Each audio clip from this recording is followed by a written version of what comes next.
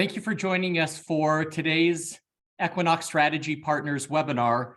We're going to be talking about ideas that you may want to incorporate in your 2023 marketing and business development plans. To get our conversation started off, I'd like to launch our first poll.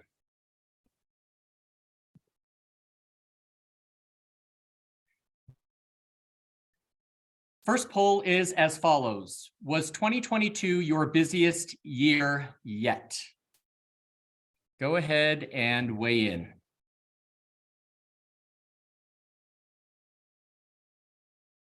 Give you a couple minutes here.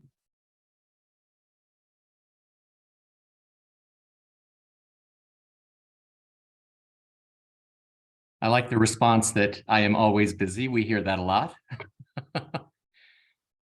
Okay, it looks like yes and no is they're almost equal at 35 or 40% here.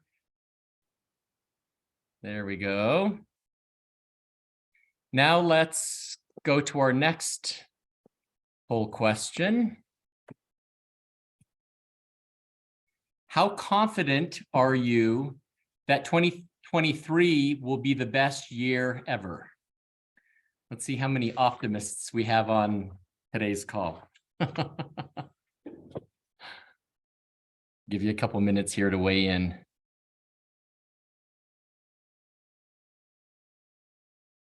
For those of you that are a little concerned, feel free to reach out to us offline. All right, let me go ahead and share those results with you. I'm Jonathan Fitzgarrald, Managing Partner of Equinox Strategy Partners. And I'm Lana Manganiello. I'm the Managing Director with Equinox Strategy Partners. And in our business development coaching and training, we have identified different areas that, when focused on by the practitioner, are ways to really have a well-rounded practice. And we call it the attorney wheel of growth. Each of these areas, when executed properly, will give you the self-confidence and the peace of mind to know that your practice is thriving. And let's just quickly go through each of the areas here, the spokes.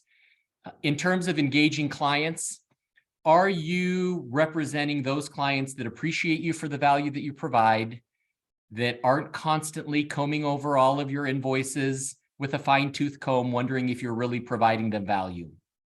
Next is referral pipeline. Just because you're busy today doesn't necessarily mean you're going to be busy tomorrow. Do you have various relationships lined up that you know will deliver for you in the future once your current matters come to a close? The third spoke here is community involvement. This is your activity in the business community. Perhaps you serve on a board of a nonprofit, you're part of a charity, there's an industry group or association in which you participate, and you are essentially the representative from your firm out in the community, raising your visibility and your firm's visibility. Resources have to do with what is available to you inside your firm. If you need additional assistance on a matter, if you need a second opinion, this could be having the support of your colleagues. This could be having junior practitioners that you can delegate and leverage. Could also be complementary service providers in the business community that, when a client request comes up that's perhaps a little unfamiliar to you, you can reach out and you've got a sounding board. You've got other resources that can weigh in who have perhaps handled that kind of a matter before, that kind of a request before. Engaging matters is similar to engaging clients. Are the matters that you're getting from those engaging clients intellectually curious to you? Do they stimulate your senses? Do you feel fulfilled by handling those kinds of matters? Or is it just more of the same retread over and over again, and you feel like a gerbil in a wheel? Credibility and visibility has to do with how well you're positioning yourself in front of your target market. Are you participating in thought leadership opportunities? Are you raising your visibility and reminding those professionals that could hire or refer you work that you're available for hire? Health and mental well-being is a spoke that has become particularly necessary post-COVID. We want to make sure that this area is identified for you and that you're doing something proactive to make sure that your health and mental well-being is where it should be. And then finally, we put compensation on here. Compensation not only relates to how well your firm compensates you and recognizes you for the value that you provide clients, but we also want to make sure that your clients, your ideal clients, your engaging clients are appropriately compensating you for the value that you provide. This could be identifying whether or not your hourly rate or your flat fee arrangements are competitive in the market. This could be increasing your fees one year to the next, but it is definitely an area that we believe should be part of your overall growth plan.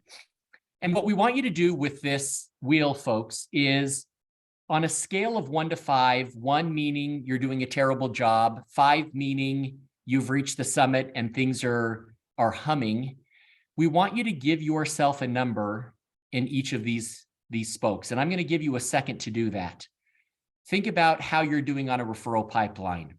Do you have opportunities lined up so that when current work comes to a close, there's something to fill its place? How are you doing on the credibility and visibility front? Take a second and just give yourself a rating 1 to 5 in each of these areas.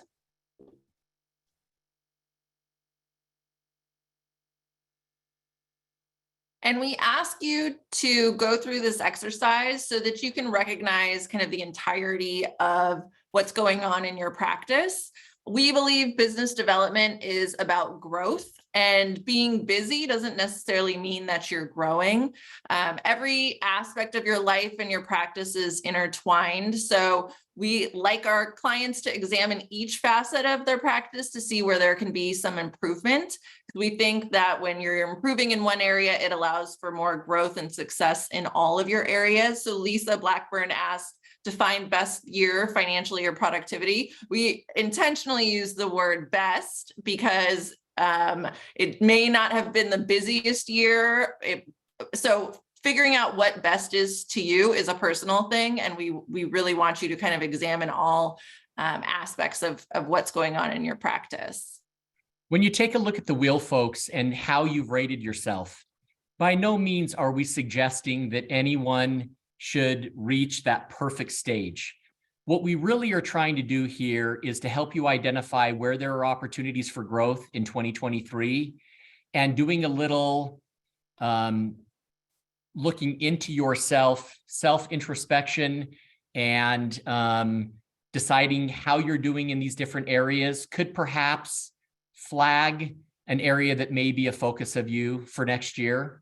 And so in the remainder of our discussion today, we'd like to present to you some additional ideas that may spark how you want to go about focusing your business development and marketing related efforts in 2023.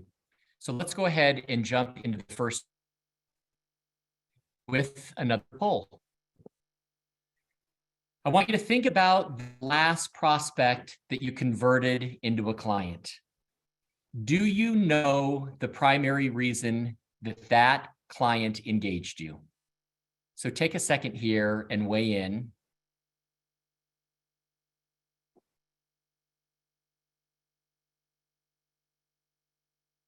Lana and I, in our coaching and training, hear all kinds of reasons why our clients are ultimately chosen for a specific matter. And we believe that some of the responses that we get are valid, others are a little questionable.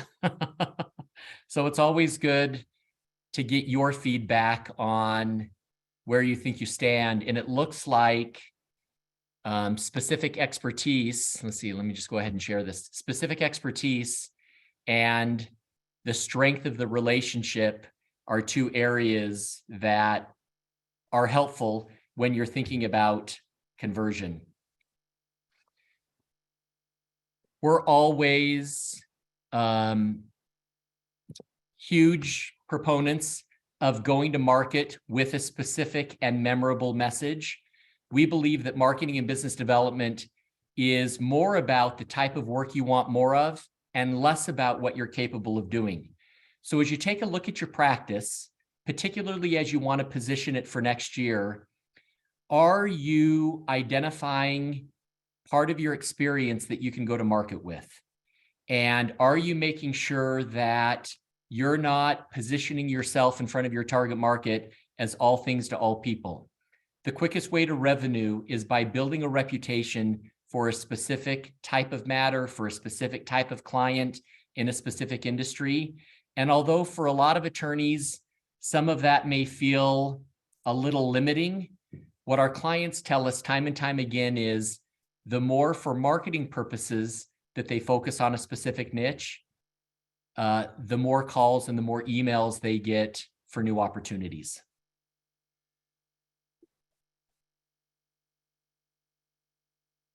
So we have, we are going through 5 different things that we'd like you to consider for next year and in kind of improving and growing your practice. And so we'll have an action item for each of those. This action item around really defining and narrowing your niche. We suggest that you go through all of your biographies on your firm's website, on LinkedIn, Avo, wherever there's a bio on you, your associations, and make sure that it truly identifies and highlights how you want to be known in the marketplace. Part of that is having representative matters in your, especially on your website bio. So some best practices around rep matters are really write them from the client's perspective. Think about what a prospective client would be interested in and where they can see themselves in your past client and matters that they've handled.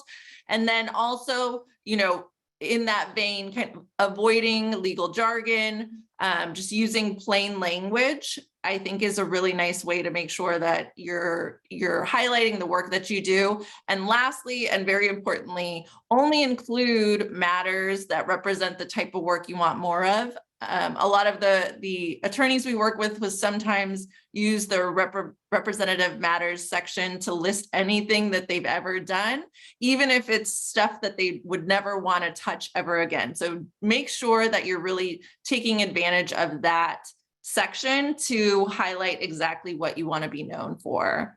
The other important element, folks, when you're identifying your niche for marketing purposes, with so many people working remotely now, and you may have someone say, oh, you've got to call Lana, to address that need. She's the best person in the market to handle it. The first thing that person's going to do is they're going to throw Lana's name into Google. And we can't automatically assume that someone is going to land on Lana's bio. They may hit her LinkedIn profile. They may hit the Super Lawyers profile or Avo or some other networking group profile that Google has on you. And so if you're certain that all of your profiles available online do support the type of work you want more of, then there's less confusion in the market as to the value that you can provide. And we believe it's a best practice.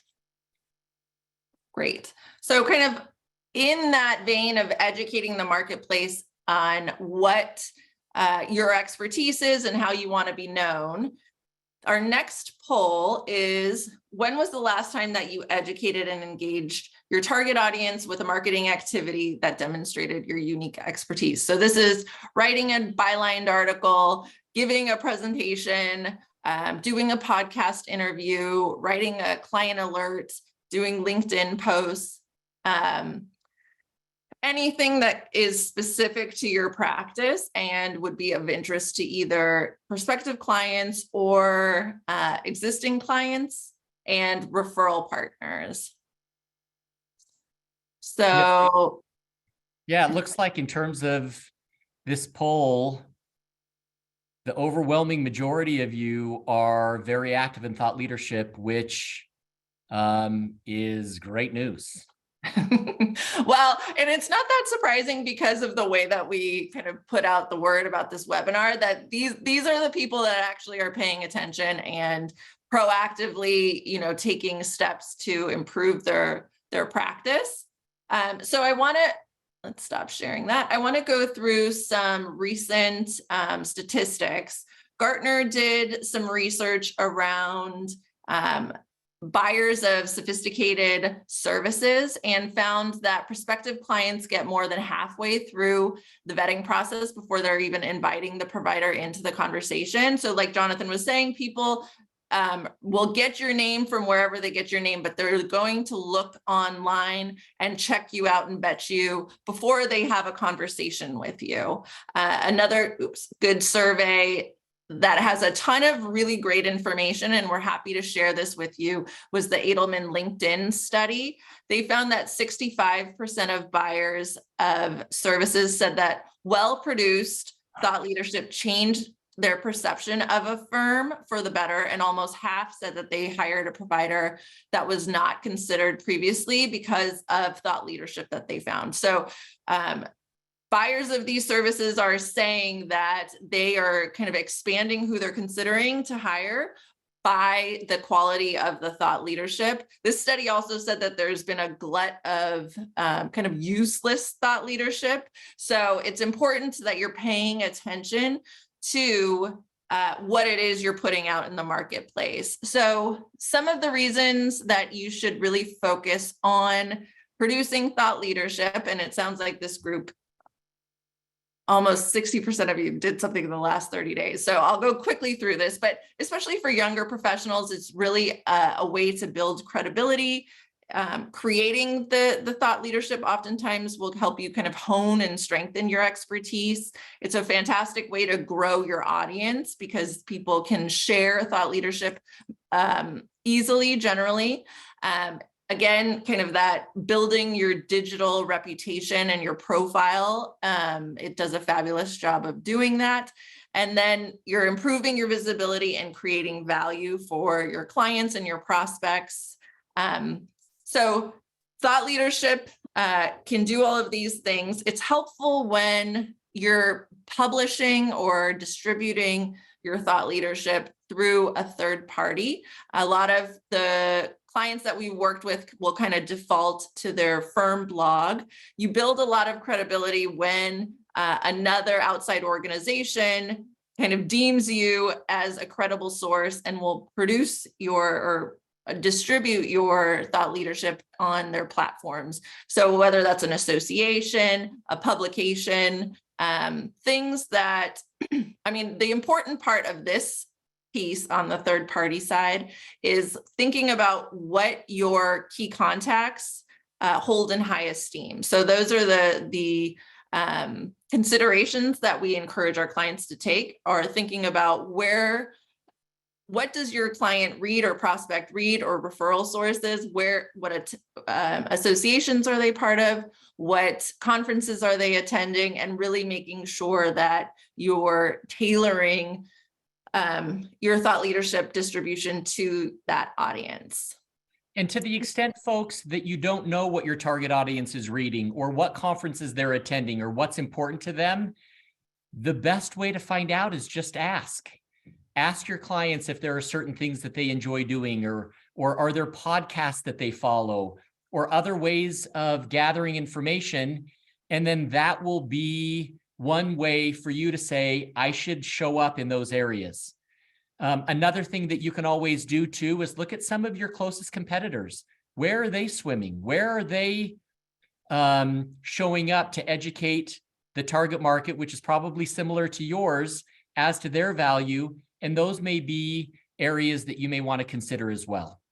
So you got lots of ideas, but sitting on the sidelines and doing nothing is not a good thought leadership strategy. And a couple more points on the thought leadership side. Picking something that you can be consistent with. Oftentimes we will have people that we work with want to produce, so they're kind of all over the place. We want you to pick a theme where you can really be memorable and make an impression. So picking a kind of direction that you want to focus your thought leadership on, something that's very interesting to you and demonstrates your level of sophistication in the area.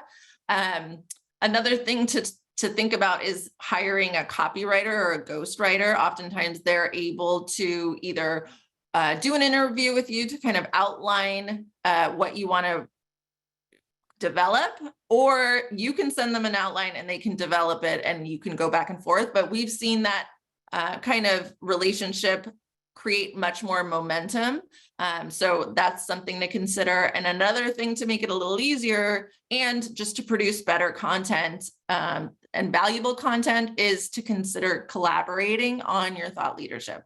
So that's inviting either complementary professionals to work with you on something, your clients or prospects. I recently was asked to write something for the National Association of Law Placement, and I'm on the professional development committee, and they asked me to write something about training associates in a hybrid environment. And I took the opportunity to reach out to some of the top professional development directors at some of the best law firms and interviewed them. And so the result of that was, first, I kind of initiated relationships with people that I would like to work with and built a relationship in a positive light. They were happy to do it because I was talking to them about subjects that they enjoy. They appreciated the exposure and shared the piece with their network. It was much more fun working with people than going it alone. And so we really think that collaboration is one of those things that is often overlooked. And there's a lot of reasons why you should do it. And then lastly, all of that takes a lot of work and time. So you want to make sure that you're maximizing your efforts. So if you produce something, make sure you're updating your website, both on like the news section or blog section, as well as the part on your bio where you're talking about speaking engagements or publications. Make sure that you're posting on social media, specifically LinkedIn if you have a B2B practice, including some kind of commentary. All of your thought leadership should really be designed to create a discussion. So you want to send these things to your top contacts and prospects and clients individually with personal notes if you really want to get the most out of it. And then you can also and should also repurpose. So if you're putting together a presentation, consider looking at the transcript and turning that into an article, or recording the presentation and breaking it up into different vignettes. There's a million ways to repurpose, and we really want to emphasize that this is something that you should be prioritizing. Lana, we have a question in the chat. Essentially what they're asking is, if you're moving into a new market, how do you build trust with prospective clients so that they think of you, to handle their kinds of matters? And there's a couple ideas very quickly that come to mind. Number one, if there's a trade group or a trade association with that target market, you can network with people. You can get to know them both in the group setting and also one-on-one. That is definitely a way to initiate relationships. I know a lot of groups over COVID were remote. Seems like a lot of stuff now is getting back in person. Take advantage of those opportunities. And then a second idea in terms of moving into new markets or into new areas, identify the other complementary service providers in the business community. Maybe it's banks, maybe it's accounting firms, maybe it's consulting firms that also target that market, and reach out to get to know those professionals. They will likely be your referral sources, or they have the opportunity to be referral sources. The more they know you and your firm, the more they can refer you into new opportunities or into clients that they have. And I think those are two great ways of moving into a new market. Thank you for that question. Yes, and please continue to put your questions in the chat. We'll try to answer them as we go. And then once we close at 11:45 Pacific, we will continue to answer questions if you want to stay on. And then we had a couple other questions, but this will all be provided after the session. We'll send you a link to the recording. And then Arthur is asking about transcriptions of your webinars. So Zoom will provide a transcription, so will YouTube. So oftentimes I will just use those platforms to come up with that transcription, and then work with a copywriter to help me kind of flesh it into something that's readable. Sometimes the presentation doesn't sound that great, but it gives you all the points in the order that you need them. So it's much easier than writing something from scratch. So your action item, we want you to plan one thought leadership activity for each of the next 3 quarters and identify 3 ways that you're going to maximize that exposure. So again, ideally, you're choosing something in the same vein so you can build upon it.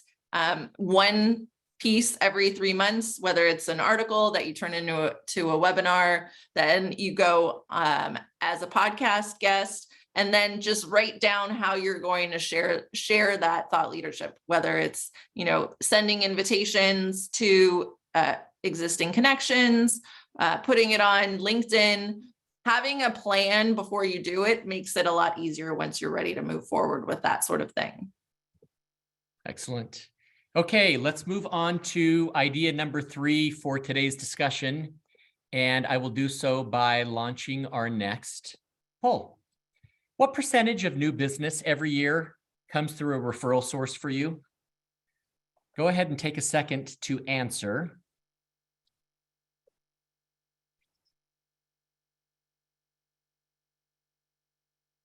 All right, so I'm going to go ahead and share the results here. It looks like between 50 and almost 100% of all of your opportunities come through referral sources.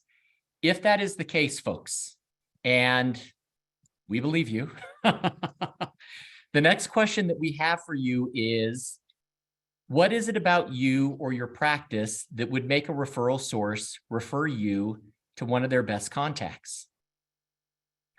If we're in growth mode, we should be able to answer that question. What is essentially our value proposition? Is it something about our education? Is it something about our experience? Is it something about the way we practice law? We have to be able to answer the question, why you? Otherwise, you commoditize yourself, and that referral source no longer sees you as super memorable for the opportunities that cross their desk. So number 1, why should someone refer you? The second question that we have is, for those referral sources that you have in the market, how often should you be in contact with them during the course of the year? And if you want to throw your answer into chat, we don't have a poll question for this, but it would be interesting to see, for your best referral sources, how often should you have some kind of an interaction with them? Let me just pull up the chat here and see if we've got anything.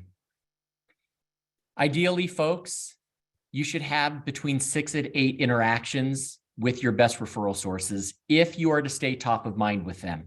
Now, each of those interactions can't be an invitation to lunch or to drinks. Perhaps it's a client alert that you or one of your colleagues drafted and you want to present to them because it's going to be critical to their target market. Perhaps you're going to a conference and you reach out a couple weeks in advance and say, hey, Lana, any chance you're going to be going to the conference in 2 weeks? If so, would love to grab coffee, would love to catch up. If the Lanas of the world come back and say, no, I'm not going to be there, then you can decide whether you want to invite her to some kind of another interaction. We're less concerned about what the interaction is, as long as you keep it fresh and interesting. And we're more concerned about popping into someone's mind and staying top of mind with them. Oftentimes, it's not the most experienced or the smartest practitioner that gets hired for the matter. It's the one that has been most visible. Luckily, many of our clients fit both of those camps. But as you're thinking about those individuals in the business community that have a huge impact on your growth, you also need to think about how often are you in front of them, and are you doing it in a way that seems different and new and unique, so it's not the same ask every single time you reach out. Another thing that we like to go over with our clients as it concerns referral sources, the number 1 motivation, folks, for human beings, the number 1 incentive is recognition. for those business professionals that are referring their clients and their contacts to you, how great are you about thanking them and showing your appreciation in return? Do you send a quick email that says THX period? And that's essentially the recognition that you've provided. Maybe it's a handwritten note that you send. Maybe for a really great opportunity, you send a handwritten note and a bottle of champagne, or just something that further solidifies the fact that you're cognizant of the opportunity that they sent you and you're appreciative of it. Referral sources have the opportunity to send work to thousands of different professionals that they may know in the business community. We want to make sure that we're incentivizing those referral sources to the behavior that we want more out of them. And so if people are referring you, whether or not it becomes a client of yours, that once someone refers to you, whether or not it becomes a client is totally up to you. The referrer's job is essentially to make that introduction and to give you the opportunity, and then you can take it from there. In terms of recognition, it's not about paying them back dollar for dollar or tit for tat. It's recognizing them for the value that they're providing. I think it's also important to have a conversation with your referral sources to ask them, what is important to you? If you refer me a new client, are you also wanting work back in return? Or do you have all the work you need and just knowing that your clients will be well taken care of with the services that we provide is sufficient? Have a conversation with your referral sources, folks. Don't automatically assume just because they send you work that they want work in return. We're not always able at every step to return the favor in terms of work.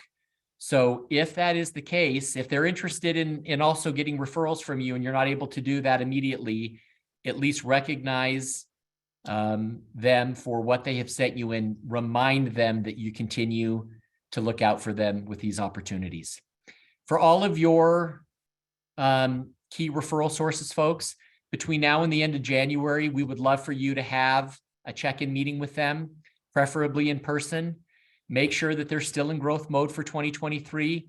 Make sure that they understand the type of work you're looking for and the value that you can provide. Sharing client anecdotes or stories with them is the best way to educate them on that front and to remind them of when to think of you. And then also find out, how do they want you to return the favor? Is it through work or some other value that you can provide? Great. And we're getting a lot of great questions in the Q&A that we will address at the end. Each one of these ideas we could definitely spend an hour on. So we just want to make sure we're respectful for everyone's time and get through all of the content. So our next poll is specific to how you're engaging with your team members. Specifically, if you're a partner, how often are you talking with your associates on non-business related topics? So when are you engaging with them on what's happening for them personally, socially, finding out kind of what's going on in their life as far as, what their hopes are within the firm and within their practice. If you can just put it in the chat. We're not getting a lot of engagement on this one. Does that mean that the people who are not having these conversations are not about it? Posting? Yeah. All right. So I'll give you another couple of seconds. Okay. So we'll share the results. It looks like the people that decided to participate on this one, and it may be because we have some solo practitioners on here, said that they're pretty consistent. 77% of you said that you are having regular conversations on a weekly basis. So here we go. I partnered with the LA County Bar Association to conduct a survey of associates, people who have been in practice for 10 years or less. In 2021, I'm sure, or you may have read some of the statistics around associate retention. About 1 in 4 associates left their firm in 2021. So we really wanted to better understand kind of what was happening. I think that a lot of people were suggesting that they were just looking for money. Having worked with associates for a long time, I knew that that was not the main reason that most of these people were leaving. So out of that survey, we found that 40% of the respondents report that they never or rarely discuss non-client related topics with partners and firm leadership. So these associates are generally not feeling connected personally with the partners and leadership at their firms. 73% of the people that took the poll said that their firms had not added any additional meetings to facilitate discussion and collaboration at their firms. So there was less connection and interaction happening since 2020. And more than 47% of the respondents rated that the quality of supervision and teaching from their partners and senior associates was less than helpful. So these associates are very interested in improving and developing, and they are hungry for feedback and information and training to become better practitioners. And I'm happy to share this report with you. If you want to reach out to me, we'll have our emails at the end. But there's a lot of information there, and I think it's helpful in just kind of better understanding where you may want to make some tweaks in your behavior. So as far as developing relationships with your associates, we worked with a lot of very busy people in the last few years. And a common discussion as we're kind of approaching business development was that our clients were at capacity. So having really great associates to help you with your work is definitely a requirement for most attorneys to be successful as a partner and to continue to grow. You're able to provide your clients with high quality work. It allows you to scale your practice, and it alleviates you from kind of the everyday mundane things that you may have to handle if you don't have great associates, which would free you up to be more proactive about pursuing the type of work that you really love and want more of. So some of the ways that we suggest you engage with your associates is to make sure that you're meeting regularly. Having these conversations is how you will build trust and loyalty and ultimately improve communication. I think, with hybrid situations, people haven't necessarily taken action to kind of create a replacement for what they might be missing in everyone being in the office. So I think being very proactive about doing that outreach is going to improve relations quickly.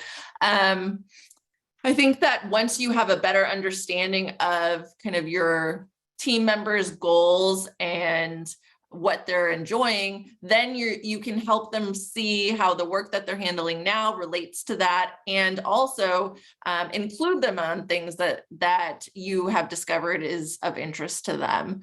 Kind of along those lines, make sure that you're including these associates in as much as possible. They want to be in client strategy meetings and on calls and in emails. Taking that little bit of extra time to provide kind of a window into the way that you do things, again, also builds a lot of trust and makes these people feel like you're investing in them and their performance. Ultimately, it's best for the client when you're doing those types of things, even though it may take a little extra energy on your end on the upfront. Jonathan already mentioned kind of this human need to be recognized and valued. So make sure that you're acknowledging your colleagues' value and their accomplishments. So whether that's publicly or within the firm or in front of your client, those types of recognitions go a long way. And then just be a very, think of your associates as valuable to your practice as your prospects and your clients, because in reality, they really are. So you should be treating them accordingly, respectfully, setting fair, time and expectations. And, we all want to be treated by kind of the platinum rule. We've lived by the golden rule of treating people how we want to be treated, but the platinum rule is treating people the way that they want to be treated. And there has been a cultural shift. So it is important to really get to know the people that you work with so that you can treat them the way that they want to be treated. And then again, advocating for your associates. So making introductions when opportunities arise, putting them in positions so that they can benefit from that sort of thing. For any of you that are in leadership and are worried about other competitors poaching your people, the number one thing based on a recent Thomson Reuters study you can do is make sure that your people have strong relationships within the firm. That is the number one key to making sure that they stick around. And everything that Lana just went over, from understanding their interests, their career path, what really motivates them, are all ways that they will feel loyal to the platform, to the organization, and to the firm. So if you want to grow your practice, you've got to make sure you have junior practitioners that can support you in your efforts, your business development efforts. And part of that survey also said that 38%, only 38% of the associates surveyed wanted to be partners at their current firm. And 40% said that the path to partnership was ambiguous. So I feel like part of that dynamic can be improved through communication and just having a clearer picture of what partnership could look like at the firm. And that happens through dialogue with existing partners. So the action item we'd love for everyone to consider is scheduling one-on-one meetings with the associates you work with. So asking them about what's going on with them personally, finding out where they grew up, why they went to law school, what matters they worked on that they actually really enjoyed and why. Asking them which clients they've really enjoyed working with and why. And then if you're a junior professional on this call, I really encourage you to schedule one-on-ones with partners that you want to work with and learn from, and ask them to sit down with you because you're working on your plan for 2023 and you'd really love their input. Senior practitioners generally like to give advice, so they're probably going to take you up on that. And it's a nice way to really get to know the other people at your firm. Great. All right, folks, the last idea that we have for you today, we will kick off with this next poll. It has to do with your involvement in the business community at large. How many professional, nonprofit, or community organizations are you currently involved in? Could be a bar association, could be a charity, could be a volunteering opportunity. There's tons of these out there. We're interested in finding out how active you are in the business community outside of the firm. Give you another second here to weigh in. Ideally, for any of these groups, not only do we want you to participate, but we'd also like you to take some kind of an active or leadership role, serving on a committee, serving on the board itself. Do more than just show up. I'm going to go ahead and end it here and share the results. It looks like the majority of you are involved in two different groups, at least two groups, which is great. Here's the reason why we like community involvement. Number one, it usually, from a cost perspective, only involves your time. And assuming that your service in the community-based group or association or industry group, if your volunteerism is consistent with the way that you practice law, others will see that and get a window into how you operate. For a lot of the business community, they have no idea what it's like to be an attorney. They have no idea how you provide the value. Some of them probably think you just have a magic wand and someone shows up with a problem and you wave it and it goes away. Serving next to somebody and getting to know someone, building that relationship, sharing with them the type of matters that you handle, sharing with them the types of clients that you represent are great ways of educating what could potentially be referral sources or end users for you. A lot of us have served on boards and committees, and Lana and I hear all the time, I've served on such and such a board and I've never gotten one client out of it in 20 years. One of the ways to change that, folks, is to make sure that not only do you go to the monthly or the quarterly board or committee meetings, but that you take it one step further and you identify other professionals that are serving in the community, in that community organization or that industry group, who you can invite to do something with one-on-one. Maybe Lana and I have been serving on a board together for a couple of years, but we've never taken it from the board environment down to a one-on-one. So I'll reach out to her and say, Lana, mea culpa, we see each other all the time at the board meetings, but I'd love to learn a little bit more about your practice or your business or whatever it is that you're doing. From Lana's perspective, she doesn't know that there's an underlying agenda, and we don't really want there to be an underlying agenda. We just want you to take the opportunity to take the step further by building the relationship a little bit deeper with those that you serve. Take it one step by identifying those individuals, and it doesn't have to be everybody, but identifying a handful of individuals and getting to know them better. They will think you're being very gracious, and you are. And at some point in the social interaction, they'll say, hey, tell me a little bit more about your law practice, or tell me a little bit more about your firm. And assuming that you've prepared to answer that appropriately with the type of work you want more of, you've now done a really good job of reminding someone when to think of you. And if you can make that part of your muscle memory, then we believe that the time and energy that you spend devoting and volunteering could pay off from a business development and marketing perspective. And we're bumping up on the hour, so we'll go through this quickly so we have a chance to kind of wrap up and then answer any unanswered questions.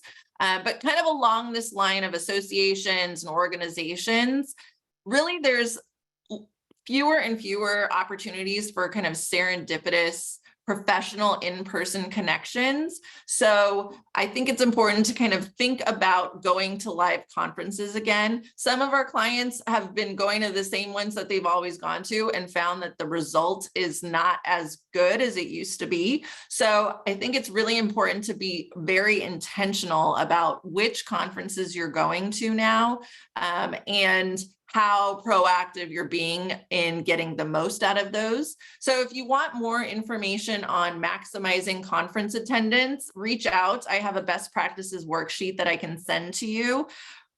Basically, it takes a lot of work before you go, while you're there, and afterwards, but it's really difficult to replace that type of opportunity with anything else with Zoom. So I think it's very much worth it. Maybe you're going to fewer conferences than you used to, but you're getting far more out of the conferences that you attend now. In terms of the action item for our fifth idea, folks, if you are not currently involved in some kind of an organization outside of the firm, we would encourage you to join one by January. Again, just as a way to get yourself out in the business community a little bit more. If you were involved in one or two, as it seems to be the case with this group, it's probably a good time at the end of the year, the beginning of next year, to kind of analyze your participation in that group. Have you served on that board for 10 years and it's time to roll off? Are there new board members or new committee members that you really haven't taken the time to meet and you want to take that relationship offline? But don't just get in the habit of doing things kind of on autopilot and then complain later that they're never paying off as it relates to business development and marketing. Lana, anything else in terms of this fifth one that we should mention before we close? No, I think we got it. Okay. In terms of wrapping up, folks, your practice will thrive in 2023 as a result of change, not chance. If you're looking to grow it, if you're looking to take it to the next level, there are things that you're going to have to implement that you've never done before. There are ideas that you're going to have to employ that perhaps you've never employed before. Now is the time to take a look at your practice and decide, what do you want your focus to be? What areas of the wheel of growth are speaking to you that you can be more intentional about in 2023? And we don't believe it takes 10 or 15 things. If you choose 2 or 3 and really focus on them, that can be enough to see an impactful difference in your practice for next year. Thank you for your time. We really appreciate you attending. Feel free to reach out to us offline if you have specific questions. We're also happy to stay here for the next 10 minutes or so. To the extent that anyone has any questions, we can answer them then. Thank you, folks. Thank you. Well, Jonathan, there are some questions. So Julia's asking about sending gifts. She's asking, do you need to be sending a gift for every referral, even if it doesn't lead to a client, or just a thank you email if it's not leading to a client? Yeah, I think the idea with client gifts and referral recognitions, folks, is really just to let the person know that you're appreciative of their actions and of their behavior. Again, as I mentioned a little bit earlier, it doesn't have to be dollar for dollar. It doesn't have to be tit for tat. It just needs to be a thoughtful recognition. You know the other person the best. If it's a buddy of yours who you see regularly, I don't want things to be creepy and awkward and you send them a handwritten note and a bottle of champagne every single time. They may receive that and be like, well, that's kind of weird. On the other hand, perhaps it's someone that has sent you a matter for the first time or an introduction for the first time. We want to be memorable with that person. We want to incentivize them to do more of that. But trust your gut on that. Perhaps your firm has an internal marketing professional that can assist you in brainstorming what would be appropriate if it doesn't immediately come to mind. We have a question about how significant is cold outreach in business development and any ideas on making it more effective. We generally work with attorneys that are interested in building their reputation so that they are getting referrals based on kind of the thought leadership piece and their reputation out there. So I think cold outreach can be helpful specifically and work well when you're reaching out to referral sources and introducing yourself cold versus reaching out directly to clients. People are kind of hesitant to respond to direct cold outreach. So we have seen the best results in that thought leadership approach and really demonstrating your expertise, and cold referrals will come in because of that effort. But doing outbound cold marketing may be less impactful. And it really depends on kind of what your resources are, because if you have a lot of